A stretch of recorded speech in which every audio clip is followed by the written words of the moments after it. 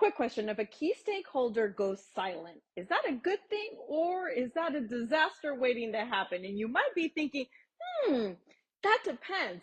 Good. That instinct right there is what's going to help you pass the PMP exam. So stick with me because I'm about to break down three things that you should consider. Starting with number one, we've got cadence, and the cadence depends on the project approach. So think predictive. When we are working on a predictive project, well, you identify and you assess your stakeholders, then you build your engagement plan. And after that, well, engagement is going to come in waves. At the very beginning of your project, you are going to be heavy, right, during the kickoff. And it's going to be spaced out around those milestones. So you might have to engage with them on a monthly or quarterly basis. When we look at agile, well, there are no waves, okay? You are locked in from day one, okay? For everything from the sprint reviews to the stand-ups and the retrospectives. And engagement is really built into the work itself. When we look at a hybrid, well, that's going to be a mix, right? You're going to be locked in on the agile parts and you're going to come in waves for the predictive pieces. The next thing that you want to consider, and that is stakeholder roles. And stakeholder roles depends on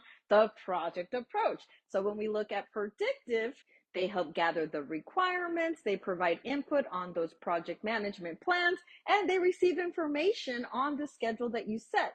When we talk about agile, they are active participants. There is nobody sitting on the sidelines. That product owner is voicing their priorities and they're giving feedback fast because the team builds in short iteration. So if they sit on some feedback for a whole week, well, guess what? That is going to delay your project. For hybrid, well, that's going to depend, right? Pieces of that is going to be agile. Pieces are going to be predictive.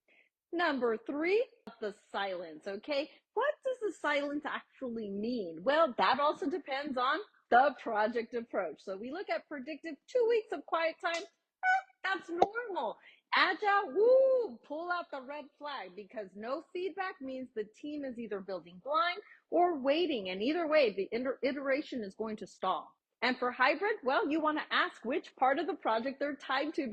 So now you know, before you answer any question about a quiet stakeholder, you have to figure out the project approach first. Yes, that tells you the cadence, that tells you the role that the stakeholder plays, and whether the silence is normal or whether it's a red flag, okay?